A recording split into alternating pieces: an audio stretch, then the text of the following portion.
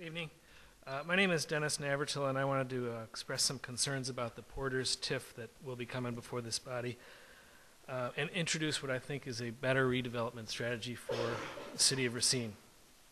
But first, I want to assure you that I am pro-development. I've developed my own property downtown, and I like the Porter's project. It's the public financing aspect of it that concerns me. I have here the proposal, which you'll be hearing about, and I've read it and I understand it.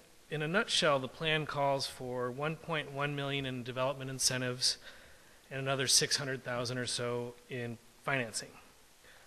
And another word for development incentive is gift. This is a gift from the taxpayers of Racine to the Porter's developers. It doesn't get paid back.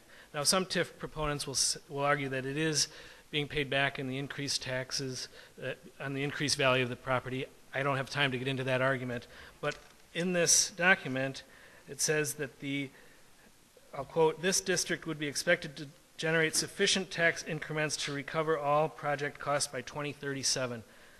That's 25 years. 25 years in the red under a best case scenario, and anyone who's redeveloped property knows that other bad things can happen which will increase costs.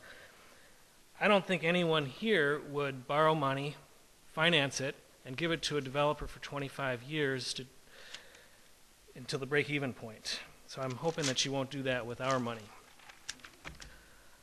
The good news is that this body seems to recognize that the property tax burden is discouraging investment in the city. But that fact is true for everybody. If you go anywhere, uptown, West Racine, downtown, we need redevelopment. But the problem is we can't give everyone $1 million or $2 million.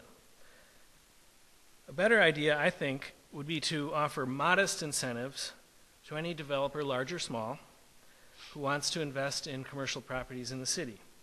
Instead of a 25-year tax break equivalent for one developer and no tax breaks for the person down the street, that doesn't seem fair to most people's way of thinking. Give any developer 5 or 7 years break on taxes, no money up front on the part of the city, no financing, just rebate some taxes that are paid on the incremental increase in the property value. The advantages are many, but the main one is that the city won't have to wait a ridiculous 25 years for the payoff. More tax revenue will start to pour into the city. It would be a more fair program, and I think it would stimulate more redevelopment and increase the tax revenue. Thank you very much for considering my thoughts. Thank you.